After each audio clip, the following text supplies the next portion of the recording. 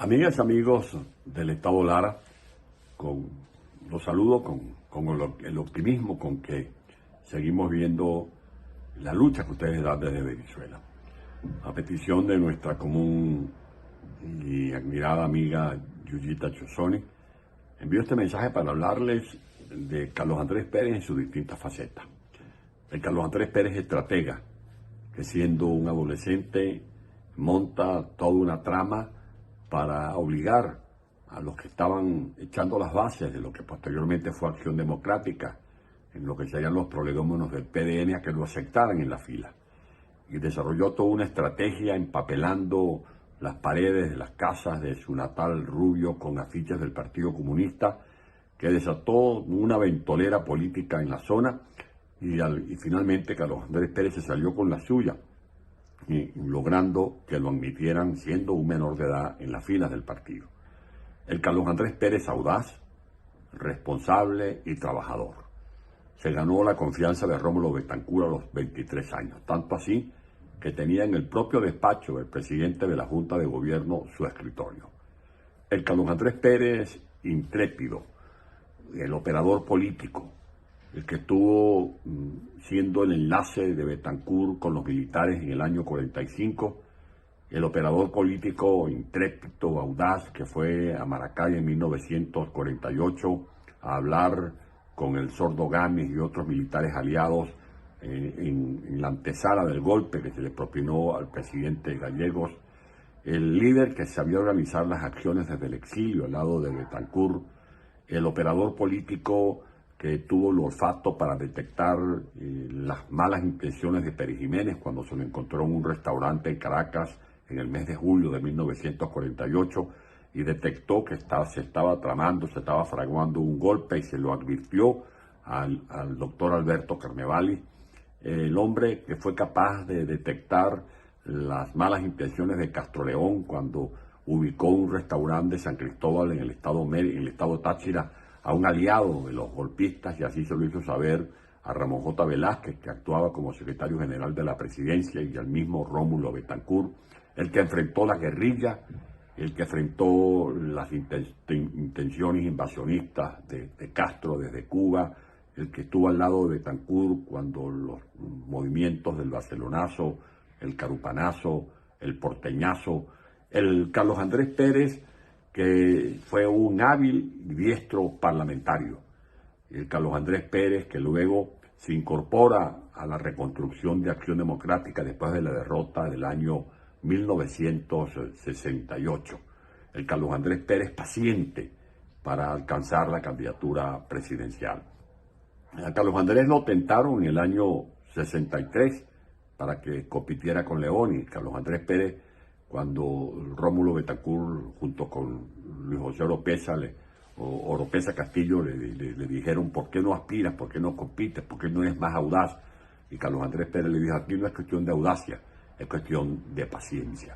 El Carlos Andrés Pérez, que también contuvo sus aspiraciones en 1968, incluso le dio un gran regaño a Héctor Alonso López, que siendo muy muchacho convocó una rueda de prensa desde el Hotel El Conde para proponer su candidatura presidencial, y le dijo que si de verdad estaban con él, no asomaran su nombre, que él no iba a concursar o a competir para aquella oportunidad. Y el Carlos Andrés Pérez, que esperó también pacientemente a que Rómulo Betancourt se decidiera a no aspirar para 1973 y así convertirse en la carta ganadora de Acción Democrática. El Carlos Andrés innovador, el Carlos Andrés reformador, el Carlos Andrés que puso en marcha el programa llamado La Gran Venezuela. Ya conocemos las obras extraordinarias que hizo Carlos Andrés Pérez.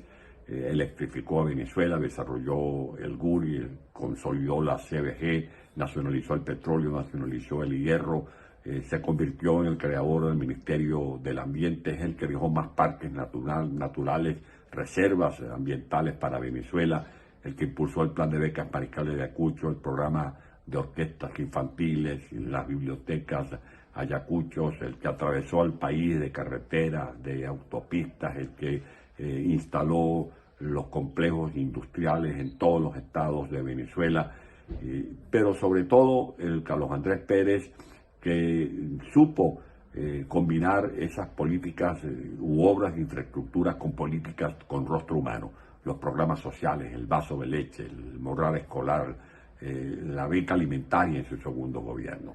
El Carlos Andrés Pérez, que se le hizo una campaña de que había dejado a Venezuela endeudada, eso es absolutamente falso, lo demuestro en este libro que está ya por circular a partir de este mes de octubre.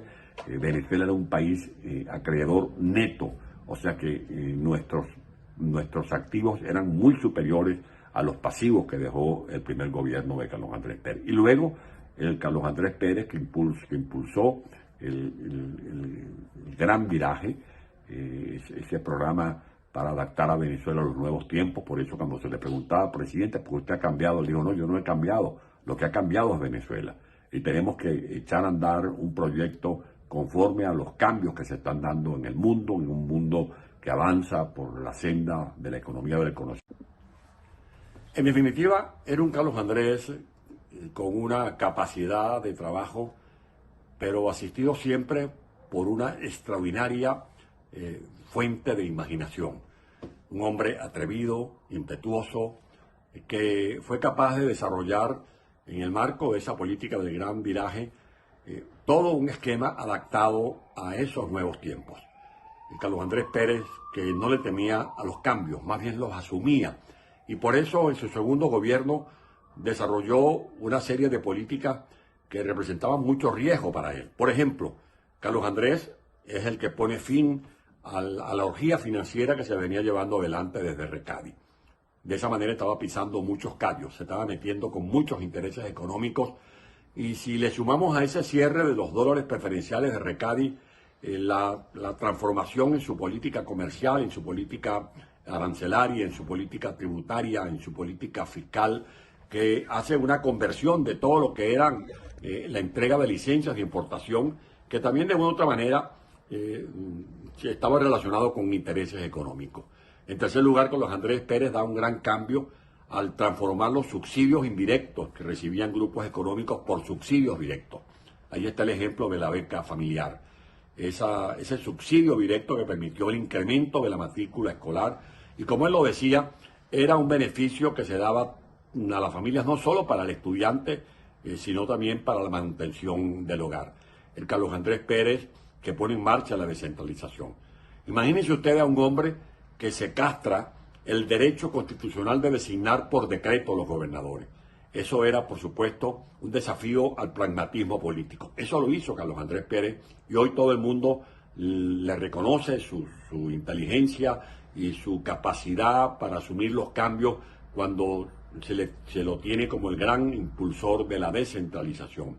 El Carlos Andrés Pérez que se reinventaba a su vez, el que fue atacado sin piedad, con las infamias de ser agente de la CIA, con las infamias del Sierra Nevada, donde lo defendió en el Parlamento Carlos Canache Mate y David Morales Bello, la infamia de la partida secreta. Murió, como él lo decía, cuando se hablaba de corrupción, que ni la tos ni el dinero se pueden ocultar. Pues bien, murió con mucha tos y murió sin dinero y murió ahora en el altar de la historia, porque ya Carlos Andrés Pérez está totalmente reivindicado.